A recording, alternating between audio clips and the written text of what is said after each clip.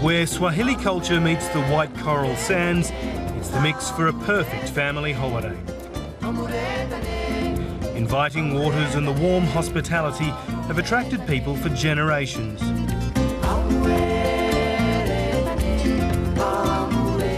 Yeah, I'm loving the beach so much.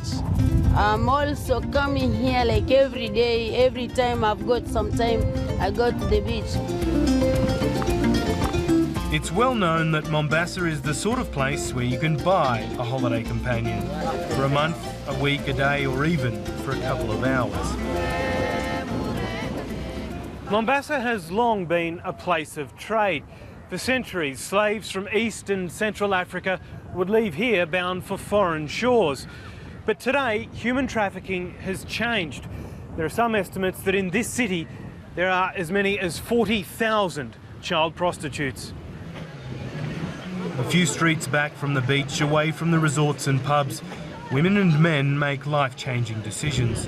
They're desperately poor, and many sell their bodies to the tourists who come here. Some of the prostitutes are as young as 8 and 10. I'll call it a crisis, and it's an increasing crisis in the sense that, one, it's not even being addressed, it's not even being seen. Paul Adhoch is the head of Trace Kenya. It's an aid agency working to return trafficked children to their families and eradicate child prostitution. I'm appalled. I'm unhappy about it.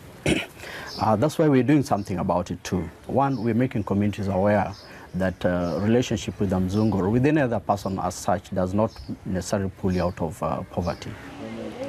Some of the children involved are from Kisauni. It's just 5 kilometres from the centre of Mombasa. There are a variety of reasons why they become sex workers. Some are forced into prostitution by criminals, others do it without their parents' knowledge. Some are even pimped by relatives, including their parents. In communities like Kisauni, mothers worry about their daughters.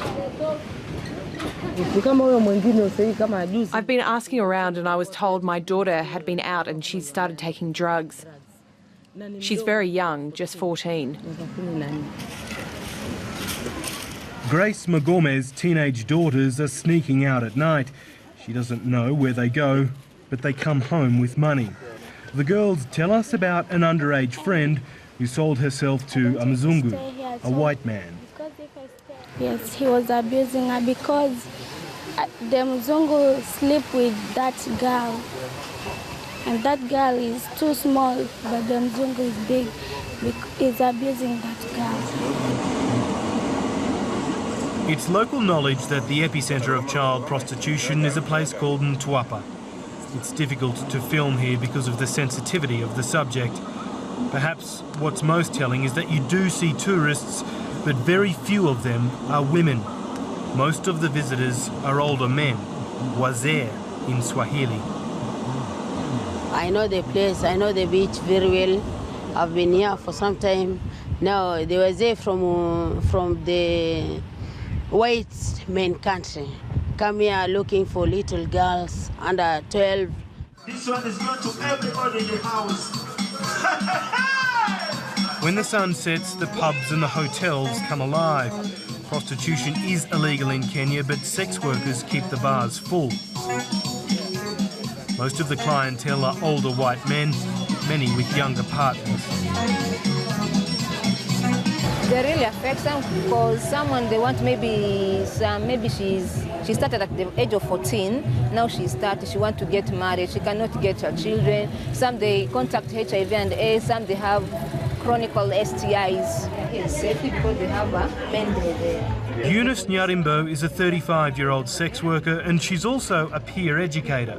So if you want to use this female condom, so you put it like this one and you push. After you have pushed, you put your finger inside here.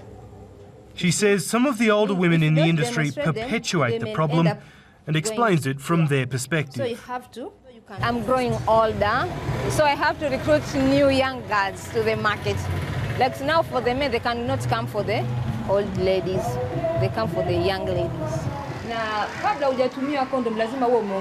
Today, there are several underage prostitutes learning how to keep themselves safe. One of them agrees to meet us at the beach later on, 17-year-old Phoebe. She's been working for 2 years. I was a school dropout and there was no work to do. My friends invited me to join them. I thought it was cool. She recalls an occasion when she and her friends were forced into group sex by white tourists. My friends and I were there with them, and after that they refused to pay us. They said that we were naughty and that sort of thing. They did not want virgins, they only wanted anal sex.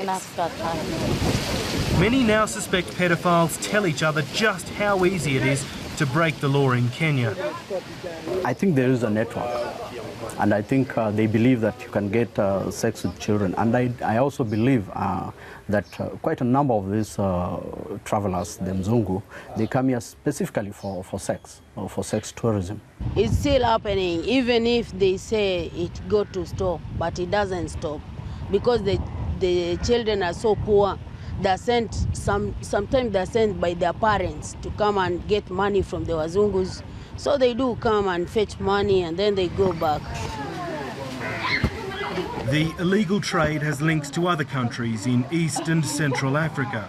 Some children are abducted from their homes and trafficked from as far away as Somalia, Eritrea and the Democratic Republic of Congo.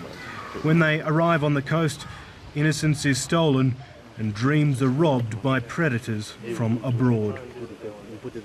They are not relaxing at some beach or enjoying wildlife.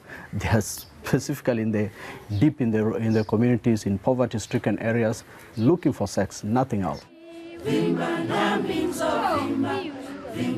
that is the problem at its most basic level, poverty. And for as long as that lasts, so too will child prostitution.